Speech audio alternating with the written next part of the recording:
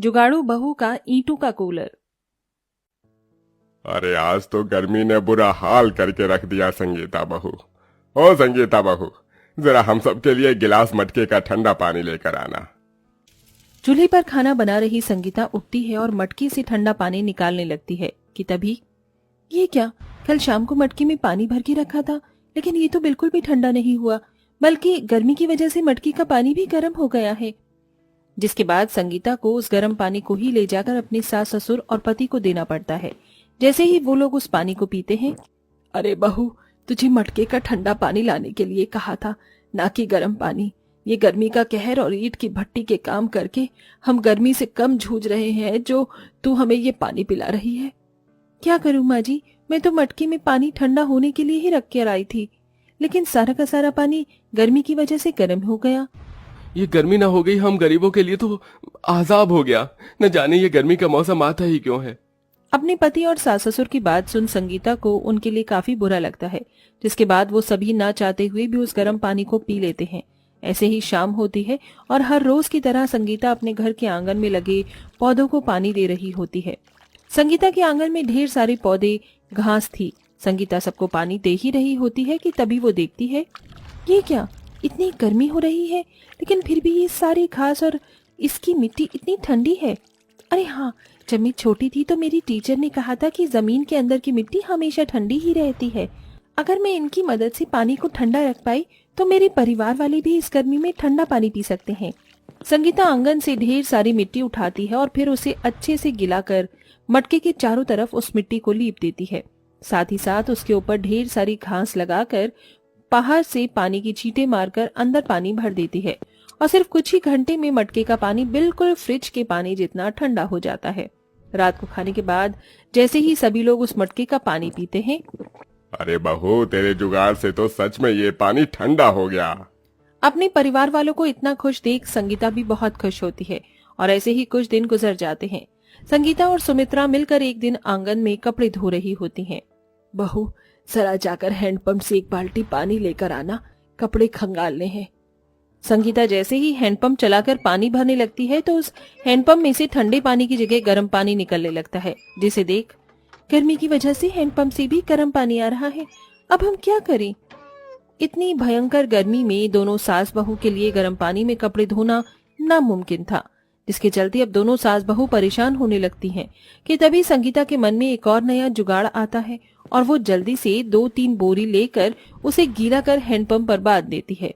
थोड़ी देर बाद संगीता जैसे ही हैंडपंप चलाती है तो उसके अंदर से ठंडा पानी आने लगता है। अरे वाह मेरी जुगाड़ू बहू, तूने तो इस हैंडपंप के पानी को भी ठंडा कर दिया, नजर न लगे मेरी जुगाड़ू बहू को। संगीता हमेशा अपने किसी न किसी जुगाड़ से गर्मी को दूर करने की कोशिश किया करती थी, लेकिन बढ़ती गर्मी की वजह से सबका हाल बेहाल हो गया था। अरे बाप रे बाप, मुझे तो ऐसा लग रहा है कि मैं अभी भी इनकी भट्टी में ही काम कर रहा हूँ। अरे अब तो इस गर्मी में इस घर में रहना दुश्वार हो गया है। बेटा, इस टीन की छत की वजह से ये सब हो रहा है। सोचा था इस साल इस टीन की छत को हटवा कर और पत्थर की छत बनवाऊंगा, लेकिन पैसों की कमी के चलते इसे न कर सका। टीन की छत होने की वजह से गर्मी में टीन बहुत जल्दी गर्म हो जाया करती थी, जिससे संगीता का पूरा घर ईंट की भट्टी की तरह गर्म हो जाता था। संगीता, अब तो तुझे अपने जुगाड़ से इस गर्म छत को ठंडा करने के बारे में सोचना ही होगा, वरना इस गर्म छत के नीचे तो हम लोग और ज्यादा दिन तक रह नहीं सकते। संगीता आंगन में बैठी बैठी इतना सोच ही रही होती है कि तभी उसकी नजर हैंडपंप पर जाती है, जिसको संगीता ने बोरे से बांध रखा था। ये देख संगीता के मन में एक और नया जुगाड़ आता है और वो एक एक कर बोरियों को गीला करके अपनी टीन की छत पर रख देती है और उसके ऊपर ढेर सारी मिट्टी डाल देती है, जिससे अब गर्मी की वजह से उन लोगों की टीन की छत गर्म नहीं होती थी। अरे वाह बहू, तूने तो आज हमारी टीन की छत को भी ठंडा कर दिया। और नहीं तो क्या बाबूजी, अब आपको दूसरी छत बनवाने की कोई जरूरत नहीं है। आप लोगों की जुगाड़ू बहू और मेरी जुगाड़ू पत्नी ने इस टीन की गर्म छत को भी ठंडा करके रख दिया। संगीता अपने जुगाड़ से कभी बोरे गीले कर घर की खिड़कियां और दरवाजे पर टांग देती थी, जिससे घर के अंदर गर्म हवा नहीं आती। वहीं कभी सबकी सोने की चटाइयों के नीचे गीली मिट्टी रख देती, जिससे सबको ठंडक मिलती। लेकिन इतने जुगाड़ करने के बाद भी पूरा परिवार मच्छरों से काफी ज्यादा परेशान था। इन मच्छरों ने गर्मी में काट काट कर सारा खून पी ही लिया है। न जाने अब इन मच्छरों से गर्मी में कब राहत मिलेगी। आय हाय, इन मच्छरों से तो राहत ये सिर्फ कूलर ही दिलवा सकता है। आय हाय, बिना कूलर के तो ये मच्छर एक दिन हमारा सारा खून पीकर हमें मार ही डालेंगे। गर्मी में बिना पंखे कूलर के गुजारा करना संगीता के लिए भी अब काफी ज्यादा मुश्किल हो चुका था। रोज रोज अपने परिवार को ऐसा परेशान होता देख अब संगीता एक बहुत बड़ा फैसला लेती है। अगर आप और बाबूजी इस उम्र में पवन जी के साथ ईंट की भट्टी में काम करके घर का गुजारा चला सकते हैं तो मैं काम क्यों नहीं कर सकती। बहू, ईंट की भट्टी में काम करना आसान नहीं है। तुझे पता है वहां कितनी गर्मी होती है। मैं ईंट की भट्टी में काम करके जल्द से जल्द पैसे जोड़ना चाहती हूँ ताकि मैं सबके लिए कूलर ला सकूं। इसलिए आप लोग प्लीज मुझे काम करने दीजिए। संगीता के बार बार जिद करने की वजह से सभी लोग उसे काम करने की इजाजत दे देते हैं, जिसके बाद अब संगीता भी अपने सास ससुर पति के साथ ईंट की भट्टी में जाकर काम करती है। ईंट की भट्टी की गर्मी की वजह से कभी संगीता का हाथ जल जाता तो कभी उसके हाथ पैरों पर छाले पड़ जाते हैं, लेकिन संगीता मेहनत करना नहीं छोड़ती। 1 महीने काम करने के बावजूद भी संगीता 500 रुपए ही जमा कर पाई थी, जिसका उसे बहुत दुख था। एक दिन संगीता और रोज की तरह ईंट की भट्टी में काम कर रही होती है कि तभी उसकी नजर सामने चल रहे कंस्ट्रक्शन साइट पर जाती है। ईंट की दीवार पर पानी मारने से ये काफी ठंडी रहती होगी ना।